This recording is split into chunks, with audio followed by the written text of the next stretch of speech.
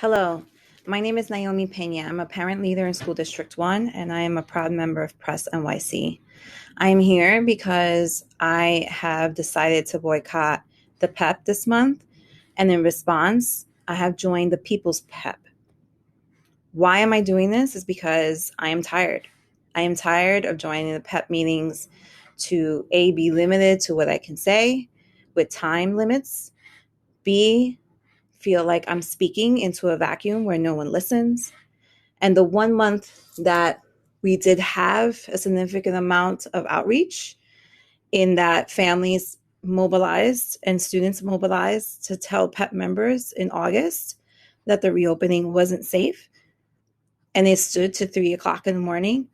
The response the following month was to limit the time that CEC members had to speak. I understand that you want to give an opportunity for the public, but I think doing that is more of a response to me that tells me that you're more concerned with the time that you spend on the screen at home than to actually listen to the concerns that we have. The concerns are many. The concerns run the gamut from finally tackling desegregating our schools, tackling the screens emissions that happen across the city that intentionally are built that way so they can intentionally screen out our many students of color. The countless amounts of issues we have on special education, the fact that we have remote learning, and my son's does not have a special education teacher in his classroom with him as it's mandated by law. The fact that we have community schools that apparently have now been under attack because, quote unquote, they don't reap any results. But yet no one is talking about how these community schools are actually more prepared for the pandemic than traditional schools are, because they are providing wraparound services. So for those families that need it, they are given access to food, access to wash their clothes, access to supports, CBO supports throughout the district. And finally, but not least, I think one of the many things that I wish we can tackle has been metal detectors in our schools. Apparently, there's of knowledge that our children should be primed and groomed to the school's prison pipeline by letting them walk into schools with metal detectors, where school safety officers often treat you like a prisoner. And if you've ever been to Rikers, which I have to visit, you will learn that you are treated like a sack of shit. And it's unfortunate that our children are going into a school space to learn and are treated like prisoners. I think if we think about the symbolism of that, particularly for one campus, the Martin Luther King campus is named after someone who was revolutionary and was a symbol of the civil rights era, but yet we've slapped on metal detectors into that school, which I think is an insult to the memory of Martin Luther King, because he would have never allowed to have metal detectors in a school where it bared his name. I think the PEP members have an obligation. You have an obligation to listen to the public. You have an obligation to hear what we have to say. And you have an obligation to address what we are saying. For far too long, the PEP has been a pseudo rubber stamp for the mayor. You often fall in line for what the mayor wants, but you never fall in line for what the public wants. And the accountability is large. The accountability is to 1.1 million kids and their families. And I know in a city that's very opinionated, in a city where you can never make people happy, the overwhelmingly amount of families in this city want what's right for their children. And what's right with their children is to finally start addressing the inequities that exist in our city, and for someone to finally stand up, have a backbone, and do something about it. And there is no time like the present to tackle on these issues, to address them, to create some plans, and to finally do what no one else has wanted to do, but to do what's right. And for that, I demand that people start stepping up to the plate, people start voicing their concerns, regardless of the repercussions that it may lay. Thank you. My name is William Deeb, and I am a student at the Brooklyn Latin School. As a student who underwent the high school admissions process and the high school admission screens, I can tell you firsthand that admission screens only increase on competition in our high schools, only increase the urgency to only look at grades and numbers and academics over our own lives, and they continue to segregate our students based on numbers and other factors that we may not even be able to control. Admission screens continue to discriminate against students from low socioeconomic backgrounds, especially our Black and Latinx students. As a student at the Brooklyn Latin School, a school that shares buildings with two other schools, I can tell you that we don't have the same resources, even though we're in the same building. The other schools don't have the IB program like we do. The other schools don't have the same community, the same environment that we have through the use of our peer tutoring, through the use of our former office hours, through the use of our student-teacher interactions that we love to have. The other schools don't have the same opportunities, resources, and support as we do. That's why we need to remove admission screens. High school admission screens discriminate and screen out students because of attendance, grades, state test scores. These are all determined by the amount of money and the amount of time students have. What about the students that don't have time because they have to get food on the table for their families? What about the students that have to commute 3 hours to get to school every day? What about the students that need the money to get food, clothes, and shelter? What about the students that are going through housing insecurity and can't focus on their academics but would love to? What about the students that would love to spend that extra hour studying and getting that 100 on that exam in order to have a good application for high schools, but they can't do so because they have to take care of their siblings? What do you say about that? Thank you. Members of the PEP and the Chancellor Carranza, my name is Shino Tanikawa. I am a member of the Community Education Council District 2 and co-chair of the Education Council Consortium. I am asking you to be brave, to be courageous, and please do the right thing. There are so many things you can do, starting with eliminating middle school admission screens and high school admission screens. There's no way we can screen our students today. We don't even have the metrics. Our students are suffering. And it would be criminal to screen students for admissions this year and the next year. And there are so many other things that I know you want to do and you're committed to doing. And I would like all of us to get behind getting rid of mayoral control. We all know who holds the power in this system. After all, that's what mayoral control is. The buck stops with the mayor. And I'm not happy. I don't think I know anybody who's happy with how the mayor has managed our education system. It is time to dismantle mayoral control, and I hope you can join us. Buenas noches, mi nombre es Marta Bayona, soy presidente del Consejo Educativo del Distrito 32. Estoy aquí no para dar la opinión del Consejo, sino más bien para hablar acerca de los problemas que nuestra comunidad está atravesando en lo que se refiere a educación pública. En estos tiempos del COVID-19, la desigualdad que existe en las escuelas públicas de la ciudad de Nueva York se ha mostrado a lo máximo. Familias de habla hispana no recibieron y aún no están recibiendo la información en el idioma que hablan.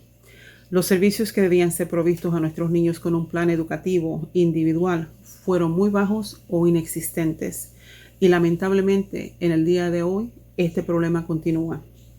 Estudiantes que hablan español se están olvidando del inglés que han aprendido. Tenemos un déficit de maestros, especialmente maestros bilingües. En Bushwick también tenemos un déficit de 634 devices, lo que significa, o iPads, lo que significa que 634 de nuestros estudiantes no están recibiendo la educación que por ley deberían estar recibiéndola. Y estamos ya a finales de octubre. Padres no son tomados en cuenta muchas veces cuando se tienen que hacer decisiones en nuestras escuelas. Por ejemplo, En el pasado recorrido en junio 17, cuando el liderazgo de la escuela, como se conoce el grupo del SLT, tenía que hacer el recorrido para llenar la encuesta de capacidad de nuestros edificios, nuestros padres fueron ignorados. Estas caminatas o este recorrido solamente fue hecho por representantes de las uniones de los principales, uniones de los UFT de maestros y de los custodians. Los problemas que tenemos ahora de falta de iPads, falta de maestros, falta de servicios debieron ser arreglados antes de haber empezado este nuevo año escolar. Esta desigualdad que nuestras familias están pasando no puede continuar. Gracias. Many have said the COVID-19 crisis has laid bare the extent of inequality and racism in our society. Not to us. The Health Justice Working Group of the Movement of Rank-and-File Educators aligned with parents and community-based organizations. We've been fighting this all along. What it has highlighted and exacerbated is the extreme greed and disregard people in power have for school communities' health and well-being. We do not seek a return to business as usual. Business as usual is what got us here. We imagine a society where true equity becomes the new normal. We refuse to allow institutionalized racism to continue to criminalize our Black and Indigenous youth of color and rob them opportunities to reach their fullest potential. Instead, we demand socially just, democratic classrooms that embody culturally responsive teaching and transformative justice. We will settle for nothing less. Since March, we have published our community-developed health justice agenda entitled Preventing Premature Death After the Pandemic, a health justice agenda to address structural racism and inequality. We outline the need to center an anti-racist lens, what health justice looks like for our communities, and how to redistribute funds to meet our demands. We have drafted community letters, rallied in front of our schools, pressured our UFT leaders, and attended the PEP since August. On August 19th, we attended the first People's PEP organized by Press NYC. Parents stayed on for 8 hours until 3:45 in the morning to hear from students, parents, teachers, social workers about the urgent need to delay the unsafe reopening of schools. Despite 131 unanimous statements calling for a prioritized, delayed, in-person reopening and the need to center anti-racism work now more than ever in our schools, the Chancellor disrespected, interrupted, and ignored our message.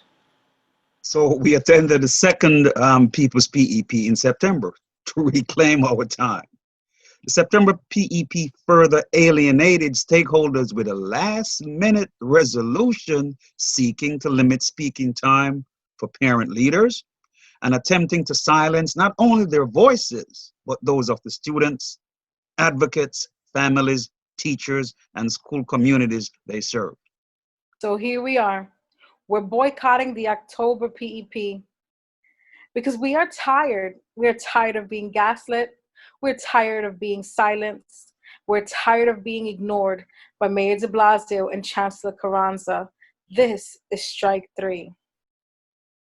We will no longer entertain the PEP's illusion of democracy.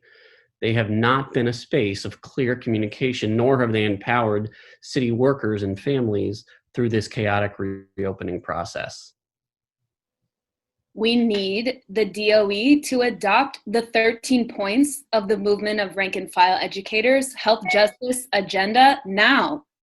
We must end the tyrannical mayoral control over public schools by empowering school communities to go fully remote until it's actually safe.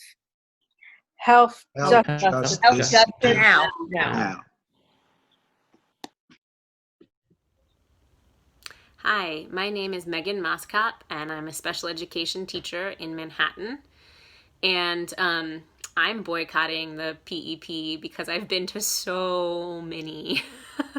And I think so many of us parents and educators and brilliant students have tried to use the PEP as a real vehicle to have our voices heard in New York City's education system. And the PEP just isn't that. No offense to some of you PEP members who I think are wonderful people, but with mayoral control, the reality is the PEP has very little power, and there isn't a democratic structure around school leadership in New York City. which is heartbreaking because our students and all of us who work to serve those students really desperately need to have a big voice in policy conversations. So not only am I boycotting the PEP this evening, and probably will spend it working, I really want to echo the call to end mayoral control and reestablish community control of our schools in a truly democratic way. Because it feels so often as though our communities are screaming into a vacuum and our needs are not being met. And I think with school reopening, we see that even more. It's like a political game for the folks who hold power, and those of us who are affected by those decisions have no democratic place to have our voices be heard. So thanks, PEP members, for checking out this video. And thanks to the community activists and journalists who I imagine will tune in to this. I really appreciate your work. I say there's a collective we who really appreciate those of you fighting for educational justice, and I call us all to work to end mayoral control as soon as we can so that we can have parents and educators leading our schools for real. Thank you and have a good night. Hi, my name is Rafaelina and I have a son in District 28 in Queens in elementary school, and I am recording this just because I was present at the PEP in August, that marathon meeting, and then again in September when, in response to that marathon meeting, amazingly, rules were passed that limited the amount of time that parents got to speak in favor of folks who already have access to speak to you guys in the DOE or in the mayor's office, or to the chancellor through their membership on CECs, which limits the impact and access of just parents on the street who are interested. And what that has led to is you over-index on people who already have access to you, and you get to hear ideas that kind of fight for the status quo, whether it's expanded GNT or keeping school screens. Surprisingly, things that benefit a smaller proportion of students in this city, and keep the entrenched status quo, which has led to segregated schools. Shockingly, these folks who have access to you or who are able to have speaking time, the things that they advocate for seem to benefit the few who are privileged at the expense of the many who have economic disadvantage or disadvantage because they're people of color in a city that's students of color in a city that's majority students of color. It's just kind of a shame that's how you would use this a crucial time to hear from those folks and not hear from students of color, parents of color, essentially over-index on their needs.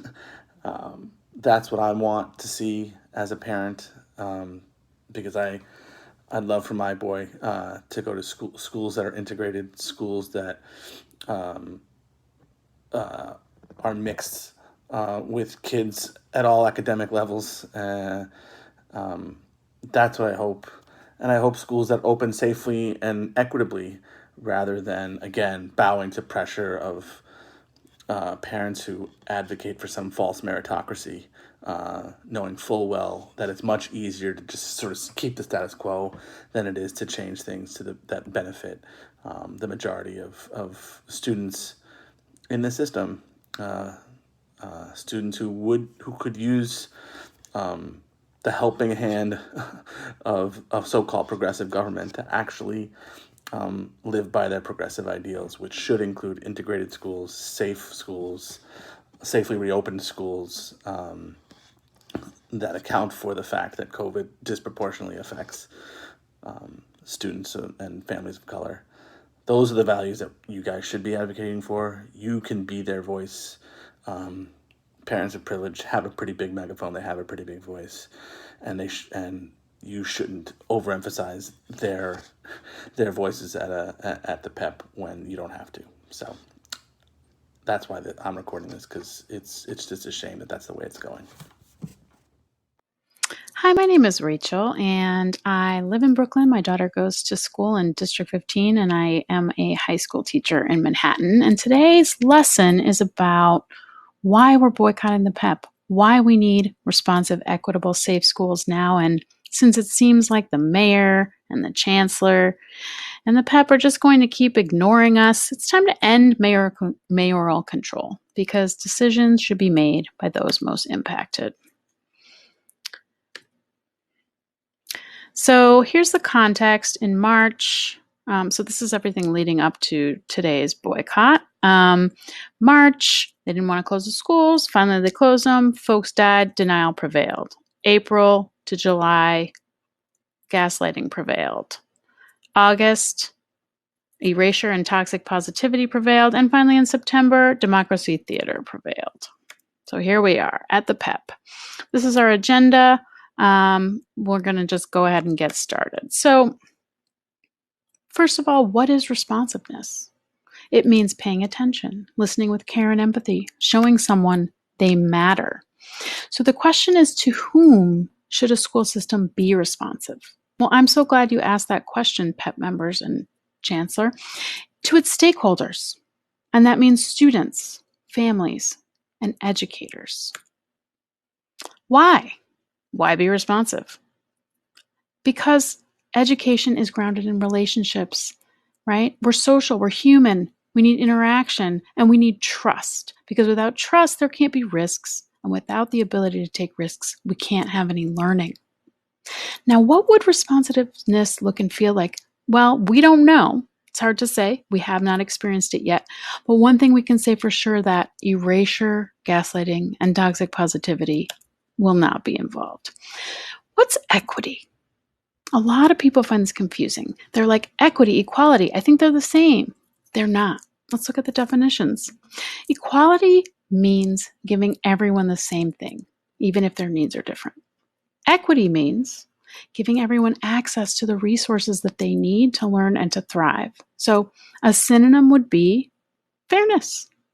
So if we look over on the left, we see this image here. It's showing social justice being about equity, right? So we've got David, we've got Goliath. Hey, David, you can use this slingshot. That's equity, right? Because he actually needs it. Goliath, not so much.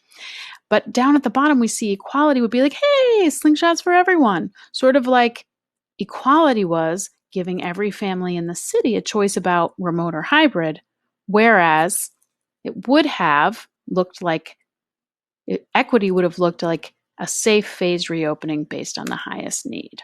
So which of these should we prioritize? The answer, equity, because it leads to justice. And where we really need to see equity is in the resources. We need parents to stop hoarding resources through G&T, specialized high schools, and PTA fundraising.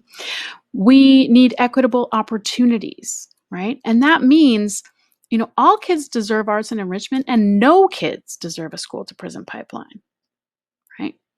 And we really need to look at outcomes, because even though standardized tests don't really measure anything worthwhile, when we see consistent disproportionalities, that reveals inequities and it needs to be addressed. We don't want any more excuses. So since we are in remote learning, let's chew on this in the chat. Let's think about the definitions of equality and equity that we just learned. Okay, PEP members and Chancellor, now look at these images. Consider, what are some educational walls or barriers that we hear many parents promoting at the PEP, at CEC meetings, etc., town halls? What do you think causes some people to view education as a competition? How can we encourage more parents to pursue justice? And what can you, yes, you, PEP members and Chancellor, what can you do to address these inequities? Just drop those responses in the chat. All right, we're going to keep it moving. This quote, if you can't find the way to take the racism out of it, it shouldn't exist. I love that quote of the day.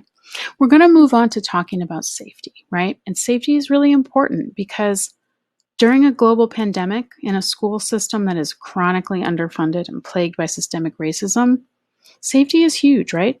Because unless we feel safe, our brains are actually hardwired to literally block our ability to learn. I'm the mother of a high school student. She's the second of my children to go through the New York City public school system. And I want to talk today about happiness and about science. I'm sure that, as at every PEP meeting these days, you're going to hear from a lot of parents who will be importuning you to keep standardized testing contracts in place, to encourage the DOE to adopt a stringent grading policy, and to maintain academic screening criteria in admissions policies. This pandemic, which renders the nature, amount, and quality of instruction wildly inconsistent from school to school, and even within school communities, should be reason enough to conclude that these asks are nonsensical and inequitable. But even if there were no pandemic, and even if somehow magically and contrary to their very nature, these measures could be put into place equitably, they still would not be a good idea. Why? Because advances in neuroscience are helping us to understand how people learn. And a necessary prerequisite for learning is happiness. And another one is risk-taking. And studies are showing us that for the vast majority of students, happiness and risk-taking are not congruent with grading and testing. It's harder to get someone to step out of their comfort zone and take a risk for failure if they're going to be graded. It is hard to be happy when you're ranked and sorted like a product coming down an assembly line. And this goes for both students and educators. So despite how loud these parents are, or how convincing the testing industry lobby is, I ask you to think about why we want our children in school in the first place. If it's because we want them to be happy, productive citizens of our society, our focus would be better shifted to the cultivation of self-expression, the development of critical thinking, and the fostering of collaboration, the latter of which necessarily would mean learning how to navigate and negotiate in a pluralistic, not stratified society. I realize that grading is deeply ingrained in our culture and it is not going to go away easily. But we can blunt its impact by reducing or eliminating its weight in school admissions formulas. Saying no to standardized testing should be easier. We are seeing literally thousands of colleges eliminate the ACT and SAT as admissions requirements. Surely we can do the same for middle schools and high schools in this city? And finally, PEP, please ask the NYC DOE why they are administering the MAP test on top of additional required tests. The MAP is not mandated by the state or the feds, and it is unnecessary, cruel, and unconscionable that the city is putting this on kids now. All right, thanks for listening. Good morning. My name is Alexa Donnelly, and I am a licensed clinical social worker serving as the Deputy Executive Director at Person-Centered Care Services in Staten Island, New York. We are a nonprofit that supports people with developmental disabilities, both children and adults. We provide a variety of in-home and community-based supports. Although we're not directly connected to the education system, we should be and we should have been for a long time, even before COVID. And I want to say thank you to the folks that are organizing this effort and all of the parties that work tirelessly to enhance and improve our education system, our processes, and our decision-making around education. I want to pose some questions today that I hope create some spark of thought and hopefully action for us to work together. So agencies like PCCS, voluntary provider agencies under the oversight of OPWDD, which is the Office for People with Developmental Disabilities.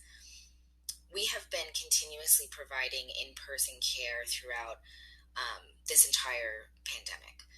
We have found a way to do that as safely as possible. Of course, as with anything else, being in person right now, there is some level of risk. But we have found a way to do that for almost all of the people that we support. And so I want to pose the question on why the education system has not formalized more of a strategic partnership with community agencies like ours. We are providing in-home services day in and day out, especially when we're thinking about the educational needs of children with IEPs and the amount of accommodations they need and support that they need. We could have been more creative in the ways that we work together. We could have maybe trained our existing staff to be able to provide more educational support. Maybe we could have, or we still can, develop a mentoring type of program between the paraprofessionals that are working with these children in school and the direct support professionals that are providing service to them at home. Really to be able to provide this comprehensive level of support for people with disabilities, this partnership should have existed a long time ago. And I hope that we can start to bring some light to that and start to make these connections more formalized and strategic and stronger. The next point that I want to bring us to is the Learning Bridges programs. And I want us to start thinking about how have these programs been prepared, trained, and examined on their capacity to be able to support children with a variety of disabilities and meeting their IEP needs and providing the adequate educational support that they're entitled to. How have these programs been able to operate, but we couldn't figure out a solution for disabled children to get back into their classrooms in their familiar settings with people who know them? And the last point I want to bring us to is our teachers and our other school professionals, our paraprofessionals, our principals, our counselors. We're looking at teachers who are now being expected to perform teaching in multiple modalities throughout the day. And how do we expect them to do that while also really tangibly still focusing on the educational needs for their students? It was challenging for teachers pre-COVID to modify, for example, a second grade lesson at varying levels of learning for children. And it's even more challenging for them now to be able to continue to modify those lessons and then teach it across multiple different platforms, whether it be in person, uploading, live, and be able to really fully engage everybody and provide the IEP accommodations and supports that a child is entitled to. Do we really think that this layout supports and enables teachers and other staff to truly meet the needs of the students that they're serving, especially students with IEPs and the need for accommodations? Both formally, the ones that have IEPs, and both informally, the children that need a lot of accommodation right now because of what everyone is experiencing. And so I hope that those points spark some thought and some action that we can work on together. And again, I want to thank all of the folks who organize this and the groups that just continuously work within our communities to support all of us and our children. So thank you so much. I am proud to be the mom of these 3 beautiful children, all attending New York City public schools. As a former teacher for the Board of Ed, it's heartbreaking to see how parents, teachers, students, and scientists all said the same thing about us reopening the schools. Safety should be the number one issue. Yet for Mayor de Blasio and Chancellor Carranza, it seemed to be more of an issue of proving to the world that we could open up correctly. But we didn't. We opened up, we are starting to see the effects, and this is all proof that mayoral control has to go. Things have to change. We're in a new era. People are learning more technology. New things are occurring every day due to this pandemic. Old ways need to go. And mayoral control is one of the old ways that needs to go.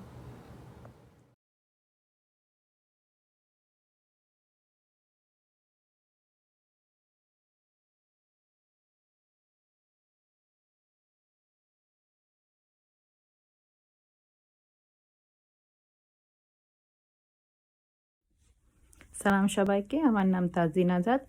গত কয়েকটি Pep মিটিংয়ে আমি আমার বক্তব্যটি বাংলাতে রেখেছি, যাতে আমাদের কমিউনিটি, বাংলাদেশি কমিউনিটি এই শিক্ষার আলোচনাতে অন্তর্ভুক্ত থাকতে পারে। তো আমি শুরুতেই কিছু নাম্বার জানিয়ে দিতে চাই সবাইকে। গত 20 তারিখে, অক্টোবরের 20 তারিখের মধ্যে 2300 মতো কোভিড পরীক্ষা করা হয়েছিল। তার মধ্যে 49টি পজিটিভ কেস ফেরত এসেছে, আর যাতে 31 জনই বাচ্চারা ছিল এবং 18 জন শিক্ষকরা ছিল। তাতে আমরা পাই যে 2.14% পজিটিভ কেস রিটার্ন এসেছে সেই পরীক্ষাগুলোর থেকে। তো আমরা যদি সেই মাত্রাটি গ্রহণ করি, তাতে আমরা জানতে পারি যে 5,50,000 স্টুডেন্ট এবং টিচার মিলে যারা নিউ ইয়র্ক সিটি পাবলিক স্কুলে প্রবেশ করে প্রত্যেক দিনে, তাদের মধ্যে অন্তত বা আনুমানিক 11,700 বেশি মানুষ, বাচ্চারা এবং শিক্ষার্থীরা পজিটিভ কেস ভিতরে থাকতে পারে। তো আমরা বুঝতেই পারছি যে এটি একটি কত গুরুতর একটি সিচুয়েশন। আমি এইসব নাম্বারগুলি সবাইকে এখানে এর জন্যই জানাতে চাচ্ছি, কারণ ডিওই আর আমাদের এই মেয়রাল গভর্নমেন্ট সবাইকে সুস্থভাবে এবং সঠিকভাবে এইসব নাম্বারগুলি আমাদের কমিউনিটিকে জানাচ্ছে না। আর যেসব নির্দেশ গভর্নর এবং মেয়র দিচ্ছেন আমাদের কমিউনিটিদের জন্য, এগুলো কোনো রকমই ভাবে দৃষ্টান্তমূলকভাবে কার্যকরিত করা হচ্ছে না, যাতে আমাদের কমিউনিটি এইসব সিদ্ধান্তের ভেতর থেকে বঞ্চিত হচ্ছে। আর কিভাবে বঞ্চিত হচ্ছে সেগুলি আমি কয়েকটি উদাহরণ দিতে চাই। আমার সাথে কয়েকজন অভিভাবকের সাথে কথা হয়েছে গত কয়েকদিনের ভেতরে, আর তারা আমাকে একই প্রশ্ন জিজ্ঞেস করেছে যে স্কুল কখন খুলবে এবং কিভাবে খুলবে। স্কুল যদি না খুলে আমরা যারা কাজ করি, যাদের কোনো চাইল্ড কেয়ারের অপরচুনিটি নাই, তখন আমরা কিভাবে আমাদের জীবনযাপন করব। তো তার মানে এটাই বোঝা যাচ্ছে যে যেসব নির্দেশ এবং এই যে যত সব কোভিড জোনগুলি তৈরি করা হচ্ছে, এগুলি তৈরি করা হচ্ছে যে আমাদের ভোগান্তির জন্যে আমাদের বাবা মারা এবং তার বাচ্চাদের কোনো সঠিকভাবে এবং কোনো ফ্যাকচুয়াল কোনো তথ্য পাচ্ছে না। তার সাথে তাদের কোনো অপরচুনিটি দেওয়া হচ্ছে না যেখানে তারা ঠিকভাবে পড়াশোনা করতে পারবে এবং তাদের বাচ্চাদেরকে কোনো জায়গায় সেফ রাখতে পারবে। আমরা দেখেছিলাম যে প্রথম যখন কোভিডের কারণে স্কুল বন্ধ করা হয়েছিল, রেক সেন্টারভাবে একটি ক্রিয়েট করা হয়েছিল যেখানে বাচ্চারা যারা এসেনশিয়াল ওয়ার্কার ছিল তারা তাদের বাচ্চাদেরকে সেখানে রেখে দিতে পারছিল। তবে এই এখন যেসব জোন ক্রিয়েট করা হয়েছে, যার কারণে আমাদের অধিকাংশই, আমার ডিস্ট্রিক্ট 22-এর অধিকাংশ স্কুলই বন্ধ রয়েছে, তবে তাদের জন্য কোনো চাইল্ড কেয়ারের অপশন নেই। তো এগুলি আমরা তাতে বুঝতে পারছি যে আমাদের কমিউনিটির জন্য ডিওই বা মেয়র খুবই স্বল্পভাবে চিন্তা করে এসব পলিসিগুলি নির্ধারিত করছে। তারপরে আমরা জানি যে ডিভাইসেস, আমাদের কম্পিউটার বা আমাদের বাচ্চারা যেসব ল্যাপটপ ইউজ করছে তাদের সেগুলোতে কত রকম প্রবলেম হয় প্রত্যেক দিনই। ইন্টারনেটের কানেকশন হচ্ছে না, ডিভাইসগুলি নষ্ট হয়ে যাচ্ছে, সেগুলি আমাদের অভিভাবকরা ঠিক করতে পারছে না। তার জন্য বিপুল ভাবে আমরা আমাদের অনুরোধের পরেও ডিওই বা আমাদের মেয়র সেটি ঠিক করার জন্য বা সেগুলির কারণে আমাদের কমিটির জন্য যে একটি টেক সাপোর্টের কোনো ধারা বা কোনো একটা অপরচুনিটি করে দিবে, সেগুলো তারা করেনি। আমাদের অনেক বিনতির ব্যর্থ হয়ে গেছে তাদের কাছে। তাতে আমরা যারা অভিভাবক, যাদের ইংরেজি দ্বিতীয় ল্যাঙ্গুয়েজ, যারা আমরা কম্পিউটারের জাতীয় অনেক কিছুই বুঝি না, আমাদের কারণে আমাদের সেই কারণে আমাদের বাচ্চারা সঠিক পড়াশোনার যোগাযোগ করার জন্য অক্ষম রয়েছে। এটি কোনোভাবেই আমাদের নয় আমাদের দোষ বা আমাদের responsibility.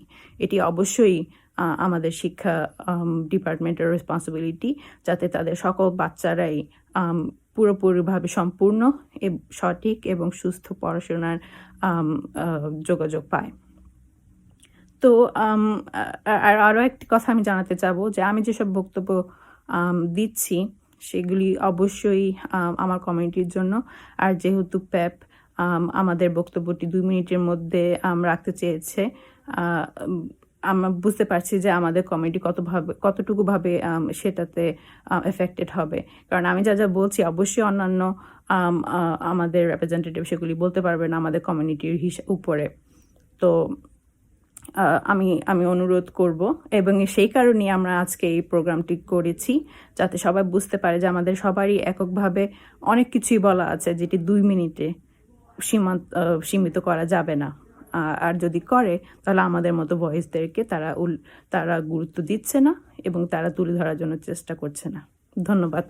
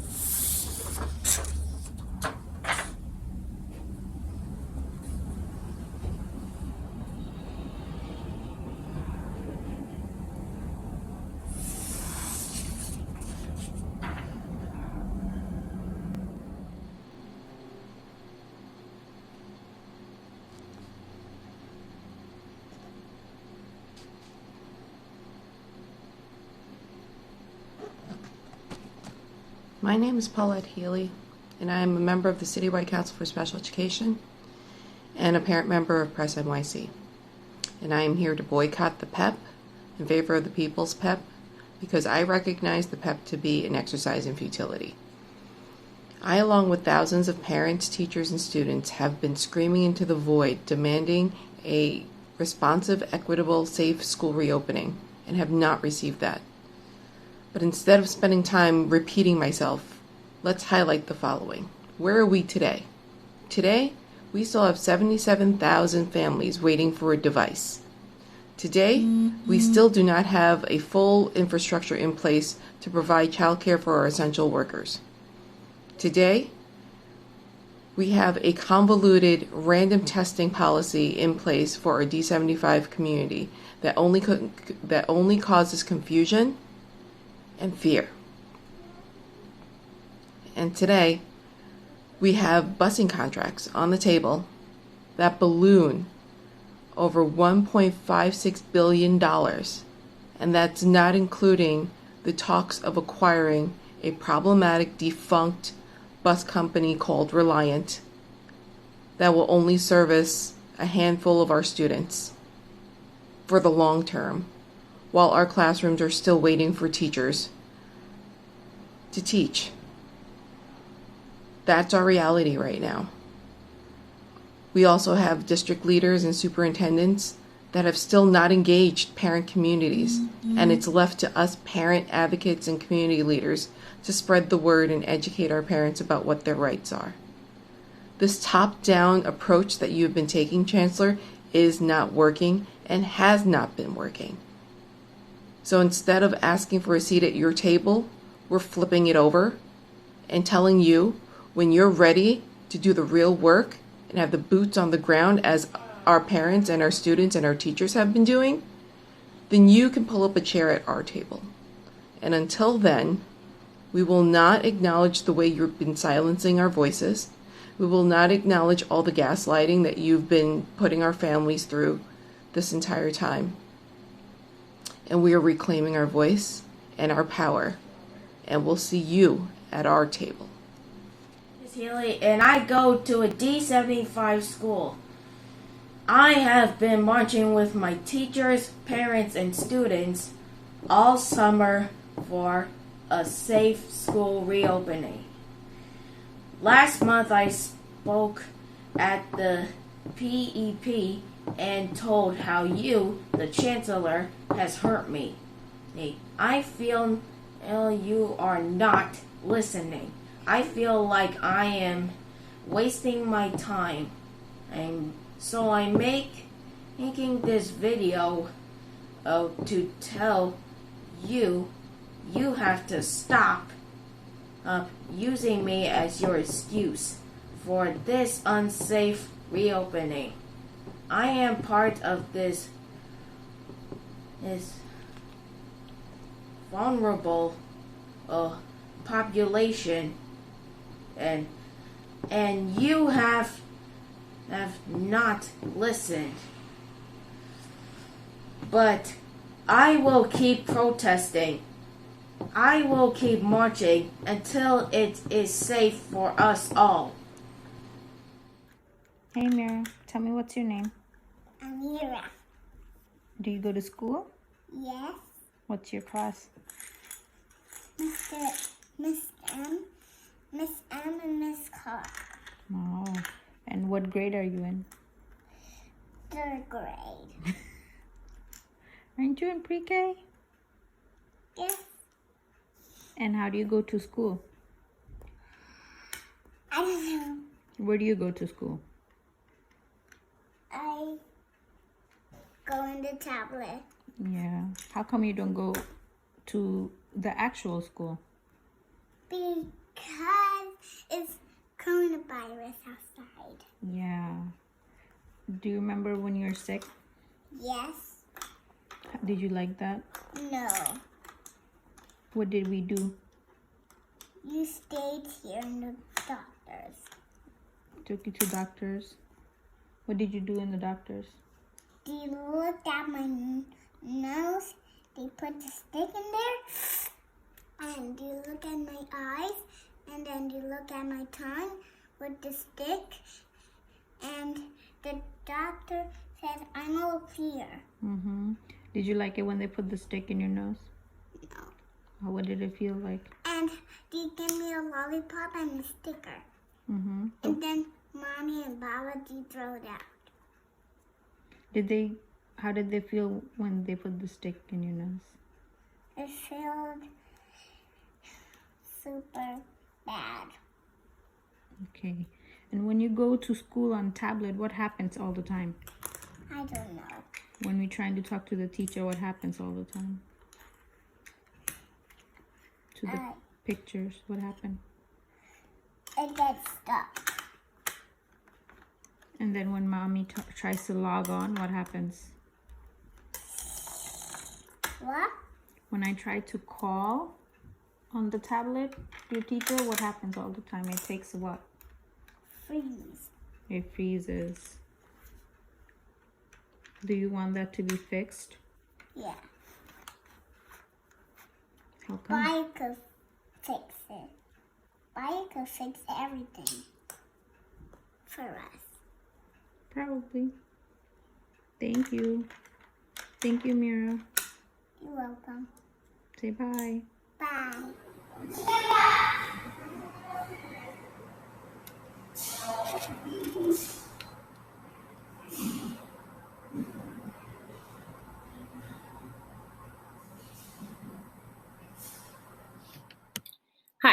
My name is Megan Shenameo. I'm a teacher in Sunset Park, Brooklyn, a mother of a DOE UPK student, and a member of the Moore Caucus of the UFT and Press NYC. I feel like I've spent most of the summer and fall organizing against an unjust and unsafe reopening of New York City schools. I've participated in what feels like a million Zoom calls with DOE officials giving parents no support and no answers. Particularly, I spent many hours listening and testifying at the Panel for Education Policy meetings. At the People's PEP this summer, I joined over 100 parents, teachers, and community members to speak out against this reopening. We waited hours to speak, and I finally got my chance after 2 a.m. I stayed on that call until it finished after 3 a.m. And what is so disheartening is that our words and testimony and labor went unanswered, unaddressed, and unnoticed by the Chancellor, the Mayor, and other DOE officials. Despite that, we all showed up for the next PEP, where we were met with a resolution to limit the speaking time of CC members, people who dedicate their lives to supporting parents and communities. I speak first and foremost as a teacher, a veteran of 15 years at the same wonderful school in Sunset Park. I am a special education teacher in an amazing community of new immigrants to this country and students of color. I have the pleasure and the privilege of teaching amazing kids every day. I feel like there is confusion that those of us who have been speaking out against this reopening are anti-opening, and that isn't true. We want transparency, we want safety, we want equity. And equity doesn't mean everyone gets the same thing. It means that everyone gets what they need. That's what I always tell my students. Our communities of color have been disproportionately affected by COVID-19. Our special education students, our students in temporary housing, and others have been disproportionately affected by school closures and by remote learning. The city had a chance to prioritize the needs of specific communities and students, and they chose not to. There were no shortage of plans that prioritized and phased in reopening. The more health justice agenda, the roadmap to reopening by AQE, Councilmember Traeger's plan, or that of the public advocate, Jumaane Williams, or the position paper that Press NYC wrote, Too Many Deal Breakers, and others. And now there are groups that are pushing beyond just this reopening and demanding things like gifted and talented testing and upholding screen schools and the SAT, which we know to be inherently culturally biased and racist. They stand opposed to equity. What could be further from the priority of the work that we need to do now? For many students, especially Black students, Indigenous students, and students of color, schools were not safe, they were not responsive, they were not equitable environments before the pandemic. This is an opportunity to reimagine schools in New York City, one of the most segregated school systems in the country, to end mayoral control and to truly serve the 1.1 million children in this city and their families. Thank you. Hi. I'm Tash Sutton, President at Community Education Council 14, Program Manager at Teens Take Charge, Steering Committee member of Black Lives Matter at School, New York City, Steering Committee member of Press NYC, Parents for Responsive, Equitable, Safe Schools, and I'm also the co-chair of the Parent Empowerment Group at the Education Council Consortium. And I list those things not to brag, but to really seat us in the gravity of the amount of labor and energy that parent leaders are putting into trying to create the conditions for safe schools for all children and schools that will actually serve children outside of academic parameters. Students, advocates, families, community-based organizations, and teachers have been fighting in solidarity all summer for a safe and equitable reopening. And at the August PEP, we brought that fight to the pen for education policy, 150 plus people strong, and we spoke with one voice. That voice not only was ignored, but at the September PEP, we were told that as parent leaders, we would only have a certain amount of time to speak. And what that felt like was a slap in the face, not only to our labor, but to our humanity, because no matter how badly we are disrespected by the DOE in the PEP space and others, we continue to show up. and advocate for our families, for our communities, and for our children. We're not sure what's left to do, right? We're not sure what's left in the arsenal of things we're supposed to do to get your attention and get you to stand with us and collaborate in meaningful ways, because all of the traditional forums have been utilized by parent leaders, by community education councils and citywide councils for years, before I even became a quote-unquote parent leader. Because there are parent leaders that we don't know and have never heard of, and their work is just as valuable. But if we, as CEC members, can't even get a foot in the door or make a statement without being penalized and punished for that in the form of timing regulations, it really makes one wonder when we think about the lack of engagement we continually hear about from parents. Why would a multilingual parent come to a space where there's barely any translation provided? How would a parent that lives in a shelter or is homeless or does not have internet access even gain entry to something like the PEP to make their voice heard? No matter how many monthly meetings we come to and stay up till 12, 1, 2, 3 in the morning and say these things, we don't see improvements being made. It's the same language is represented in translation. It's the same lack of access outside of the virtual space. And it's not just COVID, right? Internet connectivity and the access our children have to technology has always been an issue of class, race, and resources. But now's the time to actually do something about it. In addition to those issues, we're really just tired of the dog and pony show that we are getting from the UFT, from DOE, from our mayor and our governor. And although it is disheartening and demoralizing to speak and speak and speak and not be heard, we really just have no choice.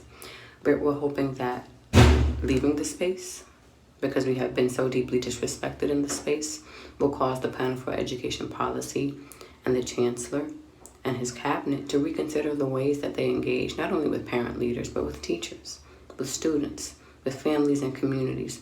We're not the folks you come to after the plan is made. We're the folks that should be next to you making the plans. Because had you listened to us in April, we wouldn't be in the situation we find ourselves in October, when we begged and we rallied and we marched and we advocated and we fought and we screamed for a delayed and phased reopening. And no, the 2 weeks that we clawed and scratched for, shout out to Moore, but it wasn't sufficient. And that's why all these families are running to remote, because the blended model is not working. And that's not to say that people don't need in-person learning, but what do we do to keep them safe? And how do we create the conditions for reality to be addressed in addition to our needs? Yes, we need social interaction, but we also need to not get sick. And we know that the reporting around school cases is not accurate. We know that the narrative around safety is insufficient and incomplete. We know that this 3% threshold is being utilized to suggest that things are safer than they actually are, and that a randomized testing of a small portion of the population is not sufficient to gauge our needs, our safety, or what precautions will continue to be necessary as we continue to see infection rates rise in communities that were already vulnerable to sickness and death. So what we ask you with this boycott and with our work in general is to stop acting like we're not human, like we don't know what we need, like we don't have the expertise necessary to create a better world for all of us. And stop making this political, because we need to be very clear, it's not us, it's leadership. Suggesting that this isn't political when it already is and that you won't take a side is taking a side. Be on the side of cultural competence. Be on the side of equitable resource allocation. Be on the side of ending admission screens that we know harm children. We didn't take standardized tests this year. We're not using attendance as a metric. And guess what? Nobody fucking died. Do you know why? Because they're arbitrary measures of things that are out of children's control. So what would it look like to listen to not the most obnoxious voices, but the folks who actually have the numbers, and think about a systemic way to create the conditions where all schools are well-funded, are staffed by diverse staff, have arts and sports at the same rate as any quote-unquote elite school. And let's think about our framing, right, in education. What does it look like to create the conditions in which we can all thrive? Our families, our students, our communities, our children, right? Not based on the score they get, or the uniform they wear, or their zip code, or their skin color, or how they have to wear their hair so that they can be accepted in the space. But what does it look like to allow children to be children, regardless of their culture? And how do we teach to those things that they already love about themselves, rather than stripping them away for a white supremacist education system? I really hope you're listening this time, guys. My name is Ati Bazin. I'm a founding member of D28 Equity Now, and I'm the mother of Black biracial children, one of whom has repeatedly been adultified and discriminated against in her school and community due to her intersection of gender, race, and ability. As a mother, I am my children's advocate, and I'm here to raise my voice in support of my children's intersection in an effort to clear some pathways toward equity and real integration. Silencing dissent is a key resource of dictators, not democracies. Organizations like PLACE have found fertile ground playing to white supremacy in order to make education great again. Behind the cover of crafty political messaging, phrases, and sound bites, they attack critical race theory and culturally responsive curricula as anti-white and as part of a shrill doctrine, while morally taking a stance against all of anti-racism writ large, mirroring the allegations that anti-Jim Crow editorials were acts of sedition. Like Trump, who signed an executive order on combating offensive and anti-American race and sex stereotyping and scapegoating, segregationist organizations like PLACE use their advantage to suppress freedom of speech. Collectively, the CEC and the PEP are doing their bidding when they refuse to attune to the pain of harms and traumas marginalized people have had to endure, while some among their ranks perform allyship and simultaneously use the levers afforded them in order to mount baseless attacks and smear true patriots like Shino Tanakawa and others in order to stifle the people's conscience and any hint of dissent against what is essentially racial apartheid. Racist concerns can never be valid concerns, and the earth is not flat. We have to be willing to look inside and sit with the toxic shame, and we have to root out the harmful biases that exist in all of us. The health of our country, our earth, our children require us to examine our collective legacy burdens. If you believe that you have implicit bias, and we all do, and if you believe that it has an impact on others in the world, and it does, then the only question to ask is, what are you going to do about it? Thank Caroline Sikora. And what do you do for a living? I'm a high school teacher. I teach art and English as a new language.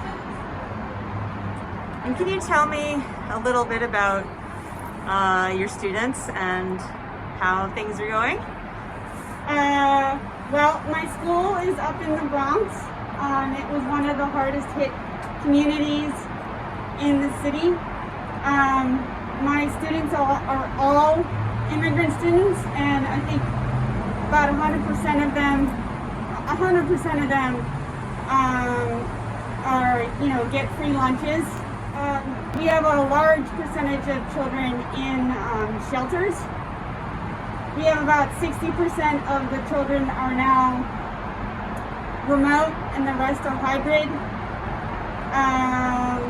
We have kids who are having a hard time connecting still, like they don't have, especially the ones in the shelters. We have kids with devices and Wi-Fi problems among both the remote and the hybrid kids. I don't know, we have kids that are coming in twice a week, and we have it split between juniors and seniors and freshmen and sophomores. And everybody's trying to get through this the best they can, but whether the students are remote or hybrid, it's extremely stressful right now, and not to mention sad. Can you talk a little bit about the stress and the sadness?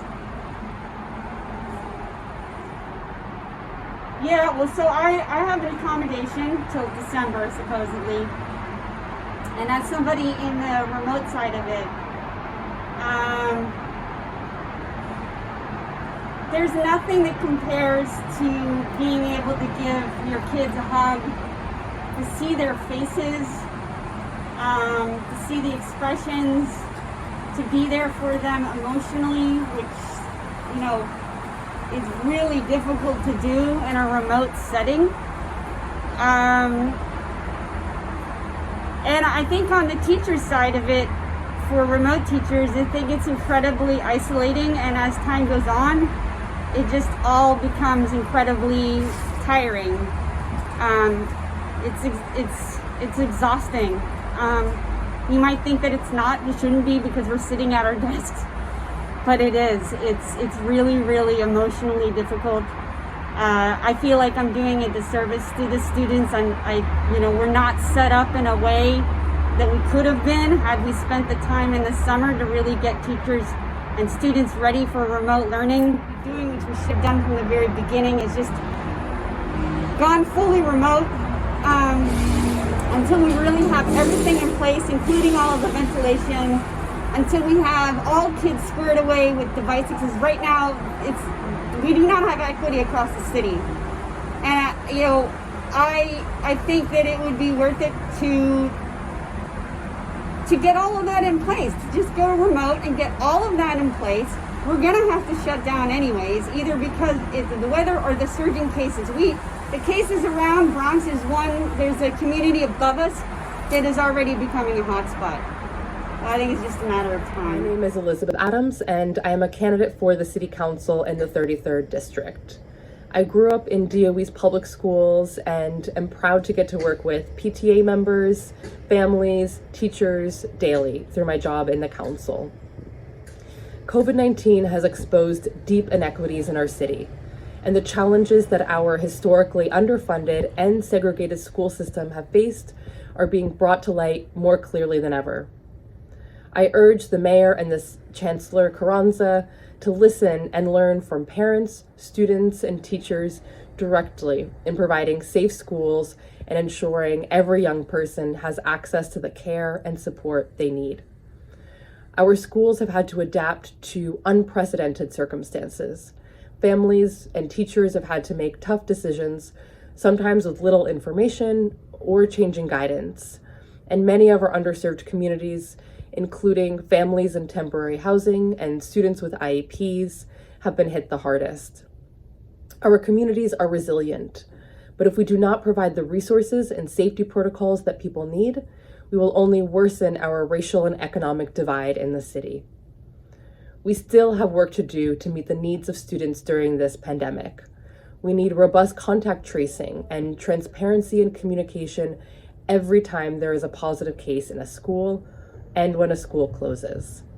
And we need attendance data to track how many students are actually getting to the classroom.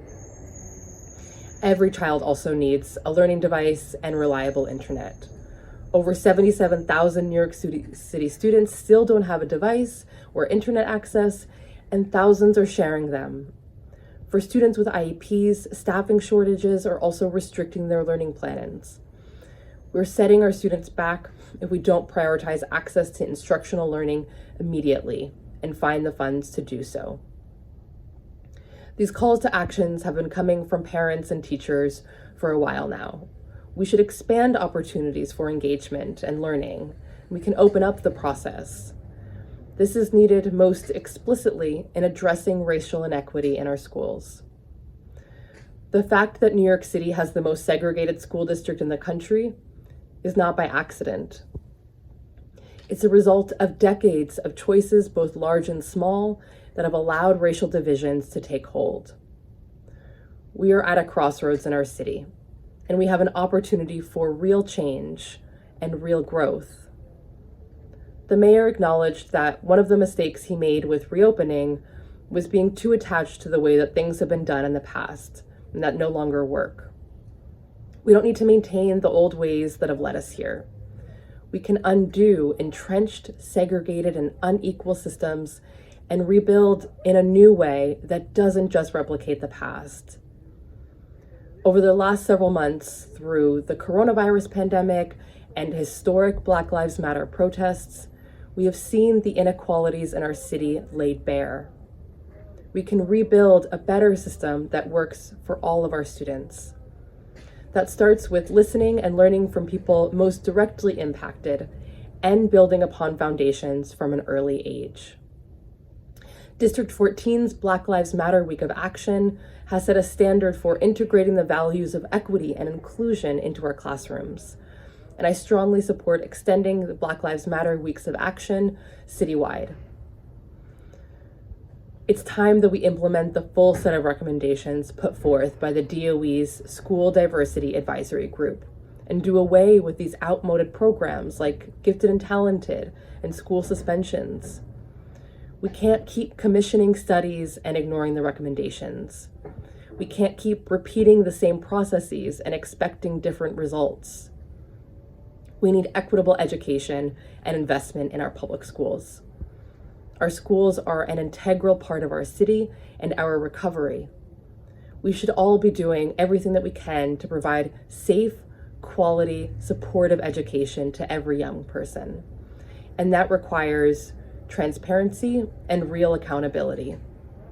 We can do better, and we can start that process right here and right now. Thank you. Hi, my name is Jody Dresner-Alprin, and I want to talk about middle and high school admissions, which here towards the end of October we still have no guidance about. And I know that you're going to hear from a lot of folks who really want to push using test scores, which don't exist for anybody last year, and grades, which are certainly not a good measure of what our children were going through in the midst of a pandemic last year, and other types of screens for our kids to get into schools. And I want to really encourage you not to go down that path. In a regular year, these are not great measures of our kids, but certainly in the midst of a pandemic, they do not do justice to what our children have experienced. My children both have been lucky enough to be in schools that use mastery-based grading, and other cities across the country are adopting a mastery-based mindset for how they're going to deal with schooling during the pandemic. And I think it's a good idea for us to look at that as well, because I think we can agree that every child deserves to be in a school setting that lifts them up and celebrates them and recognizes them and their unique talents. And one way we can look at that is to say, is the child moving forward on the path that they're on? Are they making progress from where they started the year to where they're ending the year? And it doesn't have to be some false sense of metrics. It doesn't have to be a faulty and racist standardized test. It doesn't have to be grades, which are so subjective. But we can look at it's as if we were saying, we were measuring a child on whether they learned to ride a bike or not. And if we looked at them for the first many, many times that they got on the bike, we would say that's a failing grade. That kid is not riding a bike. It isn't happening. They're not doing it. But if in the end they learn to ride the bike, isn't that our goal? That the kid is learning to ride the bike? Well, that is an A+ then. They've learned to ride the bike. And if we can celebrate each of our children, where were they when they started the school year? Have they moved forward on that path? And in that, are they not deserving of going to the school that they feel like is a good fit for them? Let's use those kinds of measures. Let's, for once and for all, recognize that the hoarding of privilege that we use and resources when we say that we're so insistent on test scores and grades and other screens is unfair and inappropriate all the time, but most especially in the midst of a global pandemic. Thank you. Hi, this is Jessica Byrne, CEC President, D22, parent to 2 children at PS 139 in Brooklyn. Just forewarning, I might cuss a little bit. Just gonna have to live with that, I guess. So, hi to the panel members, hi to the Chancellor, to everyone else.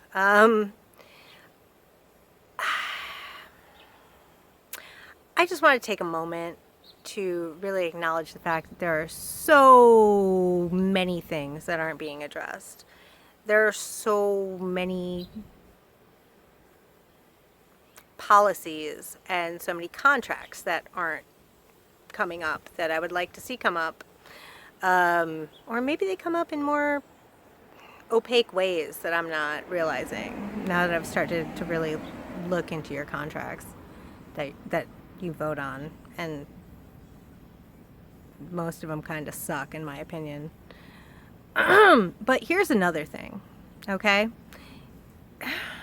The DOE, since I've been a parent, which I'm in my 6th year of being a public school parent, I think. 5th year? 5th year? I don't know. Whatever. I've been doing this for a little while now. And you've always wanted to like gather more input from parents and get more parents involved. And we've done that. And I'm doing it at one of the highest levels possible. And so are a bunch of other community education council parents, right? Like, that's what we're here for. That's what we do. And we're promised some kind of reimbursement. But in this era, the reimbursement doesn't happen because our kids are sitting at home with us. And so we don't need sitters to go to meetings. We're not traveling. We don't need reimbursements to go to different schools to do our school visits. So why isn't that just a stipend to say thank you? Like, because we're still putting in all the time and all the effort, if not more. And there are many more parents out there who don't even have the privilege to even ask for that money. But you know what? We deserve it. The other thing is, for the councils that have administrative assistants, which mine doesn't, I do all the work, to ask somebody making $35,000 a year to take a furlough for 5 days, how about this? How about I take the furlough for them, okay? I'll do the work. I've been doing it anyway. Another CEC is not going to make that much difference to me. Let them keep their money. You can't take money from people who don't make any. Stop it. Y'all are selfish, short-sighted, and negligent.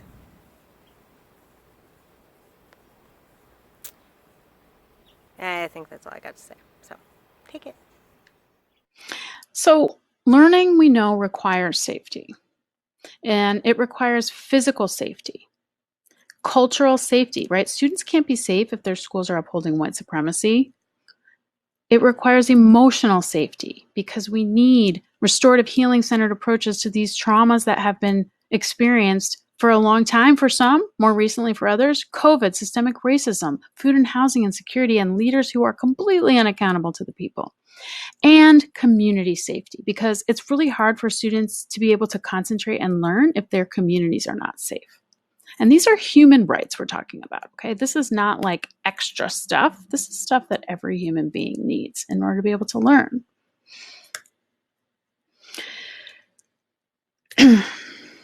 So what learning does not require?